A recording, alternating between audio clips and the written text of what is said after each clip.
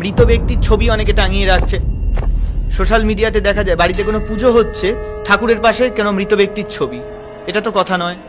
সে যতই তোমার আপন হোক, হতে পারে তোমার পিতা বা তোমার মাতা, তোমার মনের ভাবাবেগকে আমি সম্মান শ্রদ্ধা দিয়েই বলছি, এখন কিন্তু সে প্রেত।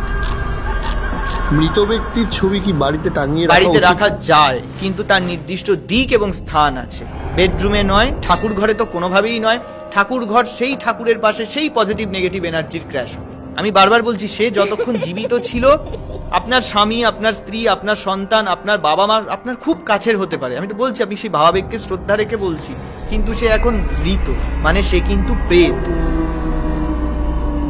আমরা শ্রাদ্ধের সময় সংকল্পতে তো প্রেতই বলে তাকে শ্রাদ্ধ পিণ্ডদান করলাম, তাহলে আবার তাকে আমি কেন ফিরিয়ে নিয়ে আসবো? আমি কোনো প্রেতকে আহ্বান জানাবো? তাতেই তো এই এত বিপত্তি, কালো জাদু, ভূত প্রেত পিশাচের উৎপাত উপদ্রব। সেই অশুভ শক্তিটাকে আমি আমন্ত্রণ জানাচ্ছি অনেককে, ছবি মৃত ব্যক্তির টাঙিয়ে তার সামনে মিষ্টি খাবার দাবার সাজিয়ে ঘরের মধ্যেই অর্পণ করা হচ্ছে। এটা দেখবেন অনেকে আছে, কিছু খেতে গেলাম, এত ভালোবাসি, খেতে যাওয়ার আগে সব খাবার একটা প্লেটে করে তাকে দিচ্ছি, তারপর খাচ্ছি।